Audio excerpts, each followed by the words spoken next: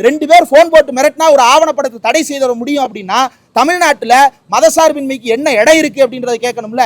2 முக்கியமான கோர்ட் தீர்ப்புகளை நான் இங்கே கோட் பண்ண விரும்புகிறேன். இந்த ஆட்சி அமைந்ததற்கு பிறகு 40 நாட்களில் 2 தீர்ப்பு இஸ்லாமியர்களுக்கு விரோதமாக பெறப்பட்டிருக்கிறது. ஒன்று, கிருபானி கொடுப்பதற்கு தடை. அதுக்கு போலீஸ் என்ன, அதுக்கு தமிழ்நாடு அரசு தாவேக அரசு என்ன சொல்றாங்க, கோர்ட்ல போய் கம்ப்ளைண்ட் சர்டிபிகேட் சப்மிட் பண்றாங்க. அதற்கடுத்து ஜிஆர் சாமிநாதன் அவர்களுடைய அமர்வுல சில நாட்களுக்கு முன்னாடி ஒரு தீர்ப்பு வருது, கன்வெர்டட் முஸ்லிம்ஸுக்கு பிசி ரிசர்வேஷன் கொடுக்க கூடாதுன்னு. கன்வெர்ட் ஆகிறது மதம் தான் கன்வெர்ட் ஆகிறாங்களே தவிர பேக்வேர்ட்னஸ்ல இருந்து கன்வெர்ட் ஆகல. ஆனா அதற்கு எதிராகவும் இந்த அரசாங்கம் எதுவும் பேசல, அமைதியா இருக்கிறாங்க. இப்ப இந்த ஆவணப்படத்துக்கு ஏற்கனவே நாங்க அரசாங்கத்தை நோக்கி கேள்வி வச்சிருக்கிறோம்.